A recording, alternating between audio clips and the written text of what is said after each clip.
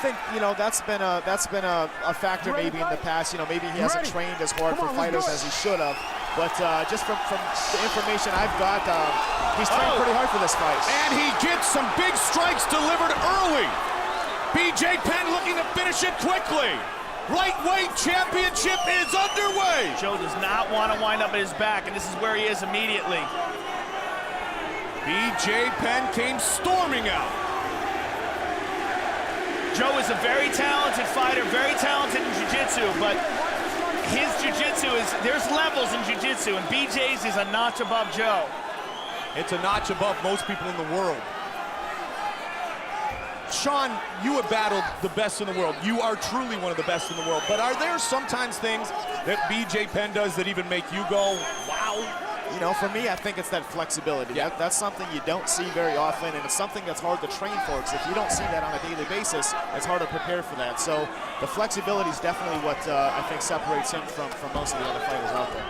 And the ability to move those legs, not just the flexibility. And he has movement of them like other people have movement of their arms. Mike Goldberg, Joe Rogan, former lightweight champion Sean Shirk joining us here in the broadcast booth. One will leave with the belt tonight. Sean Shirk will get a chance to get it back. BJ's pressing Joe up against the cage, and Joe has a desperate look in his eyes, trying to avoid that. Well, it was you know, the amazing thing in the fight with Jens Pulver was that BJ Penn kind of overpowered him and threw him around, and Jens admitted that. Jens goes to 145 in the WEC. He's trying to do the same here early, Sean, with Joe Stevenson. It looks like he's trying to set the pace here, trying to set it at a high rate, maybe try to tire out Joe, put some doubt in his mind. I mean, he's doing a good job here of controlling the fight and hitting and trying to take the fight away from Joe right in the beginning. So far, so good for BJ Penn. A big strike early on Stevenson. Remember, this is a title fight, a championship matchup scheduled for five-minute rounds. You could just see, Joe, as this fight started, BJ Penn, you know, he'll get in great shape. He'll make the way to 155, but you could see as they were introducing him what high level of BJ's got his back. Joe rolled over. Yeah, he's got his mount now. Wow. He's got a mount. He's grapevined him.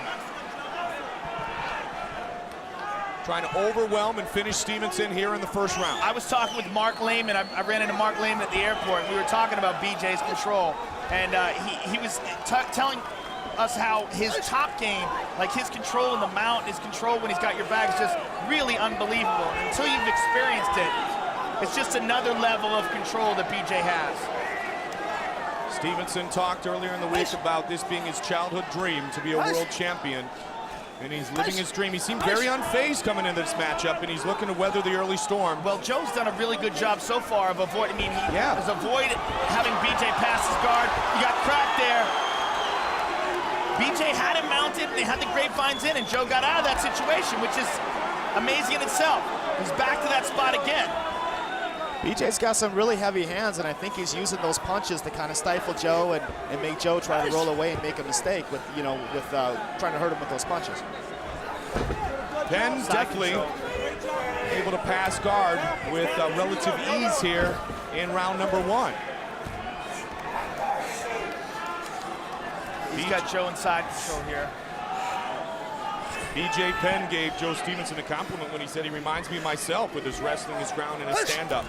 And it appears, as you said, Sean, he is not taking Joe Stevenson lightly. No, he's coming out, he's pressing the pace, and he's looking good. He's pretty much dominating the top position, trying to establish dominance early in the fight. Stevenson striking from the bottom there. Joe's doing a great job of avoiding, making sure that BJ doesn't get in a dominant position. Because a couple times BJ's got mount in him, BJ got side control on him, but he moved it back to guard. That's impressive. Stevenson really trying to strike from the bottom. There's not a whole lot of guys that can stop BJ once he's got into a dominant position. And Joe has done that, and he's brought it back to a much more neutral spot. Big elbow by Penn. Oh, wide open is Joe Stevenson. That elbow cut him wide open. Stevenson, you can almost, Stevenson's disgusted and upset because he's like, oh man, now I got cut. He doesn't want the fight to stop, but he is wide open. Wow. Nasty. That is one of the quickest bleeding cuts I think I've ever seen. Joe's upset, like I said, that this cut is very well going to be the end of this fight, because that is nasty. Yeah, that's like a broken fire hydrant.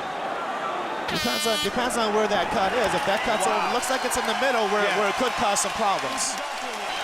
This right here is why this is the greatest sport in the world today. Look at that. Dripping with blood, coming out and ready to go. Wow, and a different look in his eyes.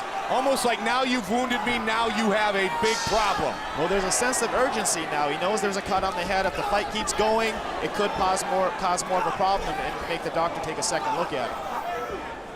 Oh, big elbow by Joe Stevenson. What a picture of a warrior.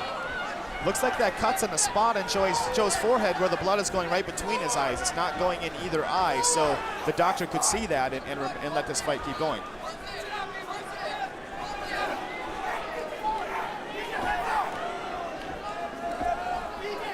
Wow, hands tight, moving around, wanting to avoid this fight going back down to the ground.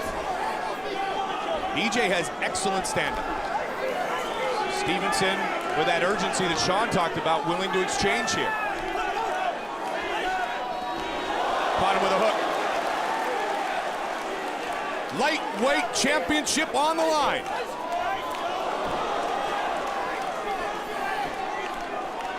Stevenson is key-eyeing with every punch.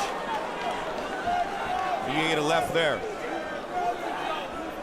He was doing that from the ground too, Joe, in the first round. Yep. I don't think I've ever seen that from him before.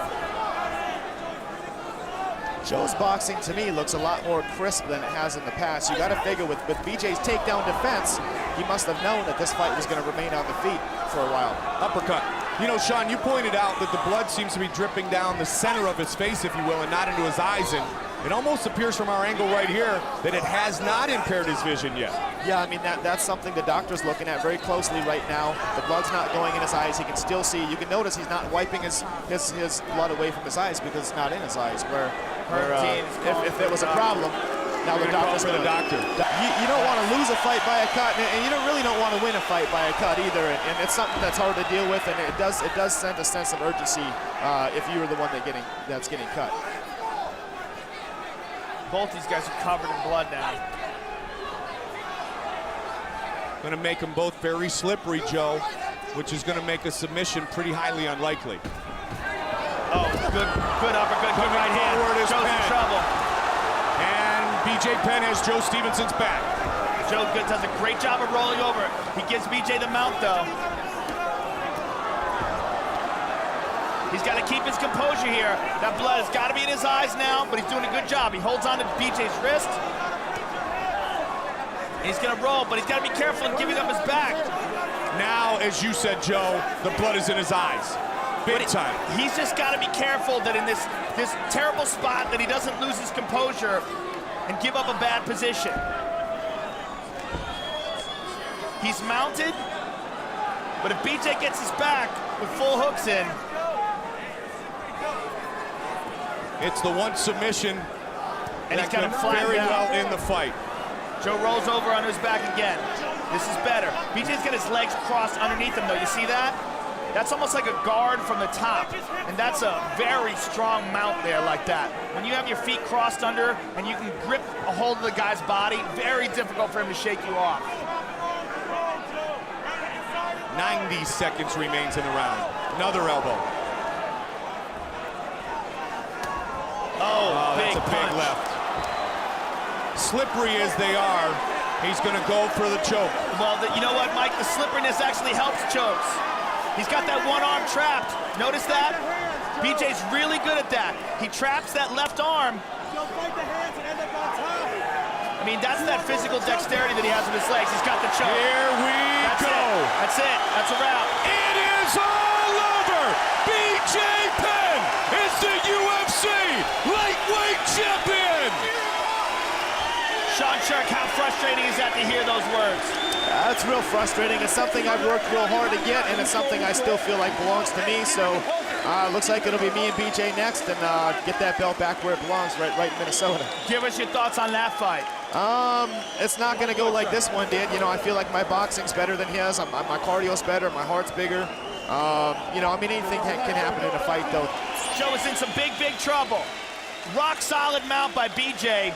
He rolls him over, gets his back, and in this position, the blood actually helps get the choke. It makes it more slippery. It helps that arm sink underneath the neck, and he's got it deep.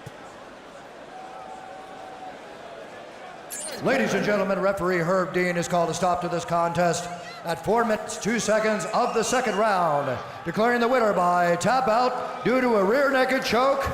And now, the new UFC lightweight champion,